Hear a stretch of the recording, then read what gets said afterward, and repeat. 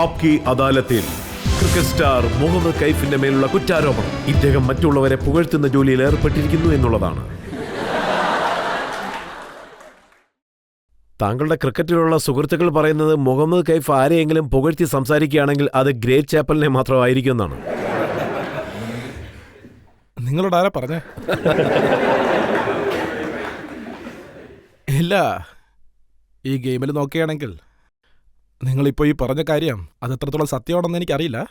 പക്ഷേ ഒരു കാര്യം സത്യമാണ്, ഈ ഗെയിമിൽ നമ്മൾ ഒരുപാട് നാൾ സർവൈവ് ചെയ്യണമെങ്കിൽ നമുക്ക് പ്രധാനമായിട്ടൊരു ബലം വേണം. ഒരു പക്ഷേ നിങ്ങൾക്ക് ആരെങ്കിലും സപ്പോർട്ട് ചെയ്യുവാണെങ്കിൽ നിങ്ങളുടെ കഴിവ് മാത്രമേ അവിടെ ഉണ്ടാകൂ. നിങ്ങളുടെ പേരൻസ് ഉണ്ടാവില്ല, നിങ്ങളുടെ കോച്ച് ഉണ്ടാവില്ല, നിങ്ങളുടെ ടീച്ചർ ഉണ്ടാവില്ല. നിങ്ങൾ ഗ്രൗണ്ടിൽ നിന്നിട്ട് നിങ്ങൾ ബോൾ ഫേസ് ചെയ്യേണ്ടതായിട്ട് വരും. സോ അവിടെ നിന്നിട്ട് നമുക്കുള്ള ടാലന്റ് നമ്മളവിടെ കാണിച്ചേ പറ്റത്തുള്ളൂ. ഓപ്പൺ ഫീൽഡിൽ നമ്മുടെ കഴിവെല്ലാം മറ്റുള്ളവരെ കാണിച്ചേ പറ്റൂ. ഇത് സത്യമാണോ? സിംബാബ്വേയുടെ കൂടെയുള്ള മാച്ചിൽ ഗ്രേറ്റ് ചാപ്പൽ താങ്കളെ കളിപ്പിക്കണമെന്ന് ആഗ്രഹിച്ചതായിട്ടാണ് കേട്ടത്. ആ സമയത്ത് സൗരവ് ഗാംഗുലി ആയിരുന്നു ക്യാപ്റ്റൻ. ഏതോ ഒരു പ്രശ്നം കാരണം യുവരാജ് സിംഗിനെ ഗ്രൗണ്ടിലേക്ക് ഇറക്കിയതായിട്ട്, അതായത് നല്ല പെർഫോമൻസ് ഉണ്ടായിട്ടും താങ്കളെ ഇറക്കിയില്ലെന്നാണ്. ഇല്ല, അങ്ങനെയൊന്നുമില്ല. ആക്ച്വലി എന്നിട്ട് ഇത് ടീം മാനേജ്മെൻറ്റിൻ്റെ ഡിസിഷനാണ്. ബെസ്റ്റായിട്ട് ആരാ കളിക്കുന്നത്, അല്ലെങ്കിൽ ആ ടീമിനെതിരായിട്ട് ആരാണ് ബെസ്റ്റായിട്ട് കളിക്കുന്നത് ആ ബൗളേഴ്സിന് എഗെയിൻസ്റ്റ് ആയിട്ട്, അങ്ങനെ അവരാണ് ചിന്തിച്ച് ഒരു ഡിസിഷൻ എടുക്കുന്നത്. അത് അവരുടെ ഡിസിഷൻ. എൻ്റെ ജോലി എന്ന് പറഞ്ഞാൽ അതിപ്പോൾ എന്താണെന്ന് പറഞ്ഞാൽ, എൻ്റെ ജോലി എന്ന് പറയുന്നത് ഗ്രൗണ്ടിലേക്ക് ഇറക്കി വിട്ടാൽ എൻ്റെ ബെസ്റ്റ് കാണിക്കുന്നത്, എൻ്റെ കഴിവിൻ്റെ 100% ഉപയോഗിച്ച് ഞാനത് പ്രകടിപ്പിക്കണം. ഇത് ലൈഫിലുള്ള സിമ്പിൾ തിയറിയാണ്. അതായത് അവസരം കിട്ടുമ്പോൾ നമ്മളത് നന്നായിട്ട് ഉപയോഗിക്കണം. നമ്മളെ ഗ്രൗണ്ടിലേക്ക് ഇറക്കണോ വേണ്ടയോ എന്നുള്ളത് തീരുമാനിക്കുന്നത് അവരാണ്. എന്നിരുന്നാലും എന്നെ സംബന്ധിച്ച് അവസരം കിട്ടുമ്പോൾ നമ്മളതിന് റെഡിയായിരിക്കണം. ഞാനതാ പറയുന്നത്. ഇത് സത്യമാണോ? സൗരവ് ഗാംഗുലിക്കും താങ്കൾക്കും നടുവിൽ എന്തോ പ്രശ്നമുണ്ട്, അതുകൊണ്ട് താങ്കൾ ടീമിലേക്ക് വന്നും പൊയ്ക്കൊണ്ടിരിക്കുകയാണെന്ന്? ഇല്ല, അങ്ങനെയൊന്നുമില്ല. ചില സമയത്ത് നോക്കുകയാണെങ്കിൽ മീഡിയാസൊക്കെ ആ കാര്യത്തിൽ വളരെയധികം കണ്ട കാണിക്കുന്നുണ്ട്.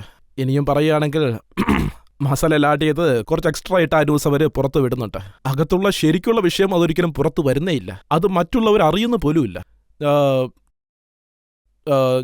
ഞാൻ ആദ്യം ന്യൂ കമേഴ്സ് ഇട്ട് വന്നപ്പോൾ ഞാനും പിന്നെ യുവരാജ് അങ്ങനെ ഒരുപാട് പ്ലേയേഴ്സ് ഉണ്ടായിരുന്നു. നോക്കുകയാണെങ്കിൽ കളിയിലായിരുന്നാലും എപ്പോഴും അപ്പ് ആൻഡ് ഡൗൺസ് ഒക്കെ ഉണ്ടാവും. എപ്പോഴും ഒരുപോലെ പെർഫോം ചെയ്യാൻ സാധിക്കില്ല. അപ്പോൾ ഗാംഗുലി ഞങ്ങൾക്ക് ഒരുപാട് സപ്പോർട്ടായിട്ടുണ്ടായിരുന്നു. ഒരു ക്യാപ്റ്റനായിട്ട് കോച്ചായിട്ട് ഒരുപാട് സപ്പോർട്ട് തന്നു. നിങ്ങൾ നന്നായിട്ട് കളിക്കുന്നുണ്ട്, നിങ്ങളെ സാധിക്കുമെന്നൊക്കെ പറഞ്ഞ് ഒരുപാട് അവസരങ്ങൾ അദ്ദേഹം ഞങ്ങൾക്ക് തരികയുണ്ടായി. ഇപ്പോൾ ഇന്ത്യയുടെ ക്യാപ്റ്റനായിരുന്നുകൊണ്ട് അദ്ദേഹം എങ്ങനെ നല്ലതുപോലെ കളിച്ചു എന്ന് എല്ലാവർക്കും അറിയുന്ന കാര്യമാണ്. ഞങ്ങൾക്ക് ഒരുപാട് സപ്പോർട്ടായിരുന്നു. ഇപ്പോൾ ഈ നിലയിൽ ഞങ്ങളിവിടെ നിൽക്കുകയാണെങ്കിൽ അദ്ദേഹമാണ് ഞങ്ങളെ ഈ നിലയിലേക്ക് കൊണ്ടുവന്നത്. പക്ഷേ ഇപ്പോഴെല്ലാവരും പറയുന്നത് എന്താണെന്ന് വെച്ചാൽ താങ്കൾ രാഹുൽ ദ്രാവിഡിനെ ശരിക്കും പുകഴ്ത്തുകയാണ്, അതുകൊണ്ട് അദ്ദേഹം ശരിക്കും സപ്പോർട്ട് ചെയ്യുന്നുണ്ടോ? കോച്ച്, ക്യാപ്റ്റൻ ആൻഡ് ദ്രാവിഡ്, ഈ 3 പേരും പറഞ്ഞു കഴിഞ്ഞു. ഇതിനുശേഷം വേറെ ആരെങ്കിലും വന്നു കഴിഞ്ഞാൽ അവരുടെ പേരും ഇതിൽ ചേർക്കപ്പെടും.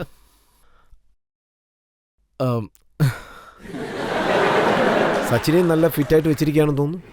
ഇല്ല, ആ പരിശ്രമം എപ്പോഴും ഉണ്ടാവും. കുറച്ചെങ്കിലും ഉണ്ടാവണമല്ലോ. ഓഡിയൻസിൽ ആർക്കെങ്കിലും എന്തെങ്കിലും ചോദ്യം ചോദിക്കാനുണ്ടോ?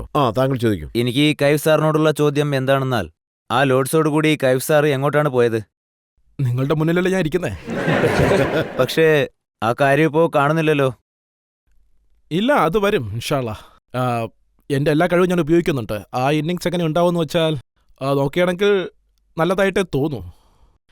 എൻ്റെ ടീമിൻ്റെ കഷ്ടത നിറഞ്ഞ സിറ്റുവേഷനിൽ നിന്ന് കംബാക്ക് ചെയ്യുമ്പോൾ, ഞാനും ഇതിനു മുന്നേ ഒരുപാട് മാച്ചൊന്നും കളിച്ചിട്ടില്ല. അത് ഇന്ത്യയുടെ ഫൈനൽ മാച്ചാണ്.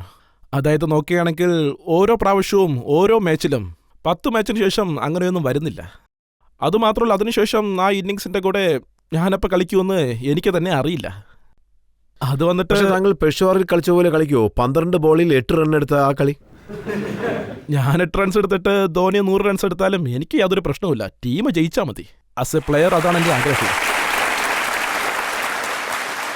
താങ്കളുടെ ക്യാപ്റ്റൻസിയിൽ UP രഞ്ജി ട്രോഫി ജയിച്ചിരുന്നു. അപ്പോൾ ടീം മാനേജ്മെന്റ് ഫ്യൂച്ചറിൽ താങ്കൾ ക്യാപ്റ്റൻ ആകണമെന്ന് തീരുമാനിക്കുകയാണെങ്കിൽ താങ്കൾ അതിന് റെഡിയാണോ? ഒരുപാട് ലേറ്റാണ് ചോദിക്കുന്നത്, മുന്നേ ചോദിക്കേണ്ടായിരുന്നില്ലേ? സർ ഇല്ല, അതായത് അത് വന്നിട്ട് നമ്മുടെ ടീം ആ രീതിക്ക് നല്ലതായിട്ട് കളിച്ചതിൽ എനിക്ക് അതിയായ സന്തോഷമുണ്ട്. 72 വർഷത്തിൽ ആദ്യമായിട്ടാണ് നമ്മളവിടെ ചാമ്പ്യൻ ആകുന്നത്. ഇത് ക്രിക്കറ്റിന് വളരെ നല്ല കാര്യമാണ്. ജനങ്ങളും ശ്രദ്ധിക്കാൻ തുടങ്ങി. അതായത് UP നല്ല പ്ലേയേഴ്സ് ഉണ്ടെന്ന് അവർക്ക് മനസ്സിലായി. ഇപ്പോഴും ഒരുപാട് നല്ല പ്ലേയേഴ്സ് വരുന്നുണ്ട്. ഇപ്പോൾ 3 പ്ലേയേഴ്സ് കളിച്ചുകൊണ്ടിരിക്കുന്നു. പറയുകയാണെങ്കിൽ യങ് പ്ലേയേഴ്സ് വളരെ നന്നായിട്ട് തന്നെ കളിക്കുന്നുണ്ട്. ഒരുപക്ഷെ താങ്കളെ ക്യാപ്റ്റനായിട്ട് ചൂസ് ചെയ്ത് താങ്കൾക്കൊരു ഓഫർ വരികയാണെങ്കിൽ അതിനെ താങ്കൾ എങ്ങനെ സ്വീകരിക്കും? താങ്കൾ അതിന് തയ്യാറാണോ? ആ ചാലഞ്ച് താങ്കൾ ഏറ്റെടുക്കുമോ? ആദ്യം പറഞ്ഞാൽ എന്റെ സ്ഥാനം തന്നെ അത്രയ്ക്ക് സെക്യൂർ ആയിട്ടില്ല. ടെസ്റ്റ് മാച്ചിലൊക്കെ അങ്ങനെ ആയിരുന്നു. പക്ഷേ സാർ, താങ്കളുടെ ക്യാപ്റ്റൻസിയിൽ UP രഞ്ജി ട്രോഫിയിൽ ചരിത്രം തന്നെ സൃഷ്ടിച്ചിരിക്കുകയാണ്. അത് ആരും തന്നെ പ്രതീക്ഷിക്കാത്ത ഒന്നായിരുന്നു. കാരണം രഞ്ജി ട്രോഫിയുടെ കാര്യം നോക്കുകയാണെങ്കിൽ കൂടുതലായിട്ടും മുംബൈയാണ് അതിൽ ജയിക്കാറ്. അങ്ങനെയുള്ളപ്പോൾ ആദ്യമായിട്ട് UP ജയിച്ച് കാണിച്ചിരിക്കുകയാണ്. അതുകൊണ്ടാണ് ഞാൻ ഈ ചോദ്യം ചോദിച്ചത്. ഇല്ല, അതെനിക്ക് വളരെ നല്ലൊരു എക്സ്പീരിയൻസ് ആയിരുന്നു. അത് വന്നിട്ട് എൻ്റെ യങ് ഏജിൽ തന്നെ ക്യാപ്റ്റൻസി സ്ഥാനം എനിക്ക് കിട്ടുകയുണ്ടായി. അതും എൻ്റെ 16-ാമത്തെ വയസ്സിൽ 90-ൽ ശ്രീലങ്കയിലേക്ക് കളിക്കാനായിട്ട് പോയി. അവിടെ ജയിച്ചതിന് ശേഷം രഞ്ജിയിലും എനിക്ക് ക്യാപ്റ്റൻ സ്ഥാനം കിട്ടി. അത് വളരെ നല്ലൊരു കാര്യമാണ് ലീഡർഷിപ്പിൻ്റെ കാര്യത്തിൽ. ഇപ്പോൾ എനിക്ക് ഇന്ത്യൻ ടീമിൻ്റെ ക്യാപ്റ്റൻ ആരാകണമെന്ന് ചോദിച്ചാൽ അതിനെനിക്ക് അങ്ങനെ ഉത്തരവൊന്നുമില്ല. എൻ്റെ എല്ലാ ഫോക്കസും വന്നിട്ട് ഇനി വരാൻ പോകുന്ന സീരീസിൽ നല്ലതുപോലെ കളിക്കണം. പിന്നെ ടെസ്റ്റ് മാച്ചിലൊക്കെ എനിക്കായിട്ടുള്ളൊരു സ്ഥാനം ഞാൻ തന്നെ കണ്ടെത്തേണ്ടതായിട്ടുണ്ട്. പിന്നെ സംഭവിക്കേണ്ടതെല്ലാം തനിയെ സംഭവിച്ചോളൂ. നമ്മൾ അങ്ങനെയാകണം ഇങ്ങനെയാകണം എന്നൊക്കെ മുന്നേ തന്നെ പ്രിപ്പയർ ചെയ്യാൻ പാടില്ല. നമ്മൾ നന്നായിട്ട് കളിച്ചു കഴിഞ്ഞാൽ നമ്മുടെ ലൈഫിൽ നല്ല കാര്യങ്ങൾ വന്നുകൊണ്ടേയിരിക്കും. നമ്മുടെ ജോബിൽ ഹോണസ്റ്റായിട്ട് പെർഫോം ചെയ്തു കഴിഞ്ഞാൽ എല്ലാം നല്ലതേ നമുക്ക് സംഭവിക്കും. എന്റെ ചോദ്യം എന്താണെന്ന് വെച്ചാൽ, താങ്കൾ കളിക്കുന്ന ഗെയിം ആണെങ്കിൽ എവിടെ പോയി കളിച്ചാലും വൺ ഡേ ആണെങ്കിലും ടെസ്റ്റ് മാച്ച് ആണെങ്കിലും ഒരു കോൺട്രവേഴ്ഷ്യൽ ഇഷ്യൂ നടക്കുന്നുണ്ട്.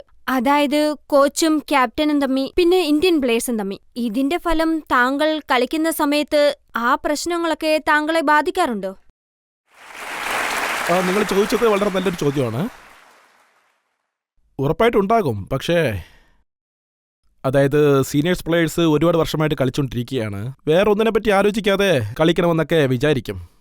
ഇപ്പോൾ മാച്ചിന് പോകുമ്പോൾ പുറത്ത് മീറ്റിങ്ങിൽ ഡിസ്കസ് ചെയ്ത കാര്യങ്ങളെല്ലാം തന്നെ എന്തൊക്കെ പ്ലാൻ ചെയ്തുവോ അതൊക്കെ മൈൻഡിൽ വച്ചിട്ട് അതിൻ്റെ പ്രീ മൈൻഡോടെ തന്നെ കളിക്കത്തുള്ളൂ. അതൊക്കെ വിട്ടിട്ട് പിന്നിലെന്താ നടക്കുന്നത്, എന്നെപ്പറ്റി എന്താ അവർ സംസാരിക്കുന്നത്, അതിനെപ്പറ്റിയൊക്കെ കോൺസെൻട്രേറ്റ് ചെയ്ത് അത്രേ ഉള്ളൂ. പലരും അറിയാൻ ആഗ്രഹിക്കുന്ന ഒരു കാര്യം എന്താണെന്ന് വെച്ചാൽ, രാഹുൽ ദ്രാവിഡും സൗരവ് ഗാംഗുലിയും ഫീൽഡിൽ നിന്ന് സംസാരിച്ചുകൊണ്ടിരിക്കും. ക്യാമറയിൽ കണ്ടുകൊണ്ടിരിക്കും, പക്ഷെ കേൾക്കാൻ സാധിക്കില്ല. അവരെന്താണ് സംസാരിച്ചതെന്ന് പിന്നീട് താങ്കൾക്ക് മനസ്സിലാക്കാൻ സാധിച്ചോ? ലക്കിലി ആ സമയത്ത് ഞാനവിടെ ഇല്ല. അതിനുശേഷമാണ് ഞാൻ അങ്ങോട്ട് പോയത്. ഈ കാണുന്നവർ അപ്പം തന്നെ ഓരോരോ പ്രൊഡിക്ഷൻസ് പറഞ്ഞുകൊണ്ടേയിരിക്കും. പക്ഷേ ശരിക്കും സംഭവിക്കുന്നത് എന്താണെന്ന് വെച്ചാൽ, അവിടെ എന്താണോ സംഭവിക്കുന്നത് അത് ശരിയായ കാര്യത്തോടെ പുറത്തേക്ക് വരുന്നില്ല. ഒന്നുമല്ലാത്ത കാര്യങ്ങൾ തന്നെ വളരെ ഹൈപ്പാക്കി പുറത്തുവിടും. എല്ലാവരും പറയുന്നത് പോലെ ടീമിൽ അങ്ങനെയുള്ള യാതൊരു പ്രശ്നങ്ങളും ഇല്ല. പക്ഷേ പുറത്തെല്ലാവരും വേറെ പോലെയാണ് സംസാരിക്കുന്നത്. എൻ്റെ ഫ്രണ്ട്സ് ഫാമിലിയൊക്കെ കണ്ടിട്ട് ടീമിൽ എന്ത് പറ്റി എന്നൊക്കെയാണ് ചോദിക്കുന്നത്. പക്ഷേ ടീമിൽ സത്യത്തിൽ അങ്ങനെ ഒന്നും തന്നെ സംഭവിച്ചിട്ടുണ്ടാവില്ല. അങ്ങനെ ഒന്നുമില്ല. ഞാൻ എൻ്റെ ഗെയിമിൽ മാത്രമാണ് കോൺസെൻട്രേറ്റ് ചെയ്തത്. എൻ്റെ ബെസ്റ്റ് ഞാൻ നൽകണമെന്ന് ഞാൻ വിചാരിക്കും. പക്ഷേ വെളിയിലെ കാര്യങ്ങളൊക്കെ വേറെ എന്തോ പോലെയൊക്കെയാണ് വരുന്നത്. അപ്പോൾ ഡ്രസ്സിംഗ് റൂമിൽ യാതൊരുവിധ പ്രശ്നവും ഉറപ്പായിട്ട് ഉണ്ടാകാറുണ്ട്. നടക്കില്ല.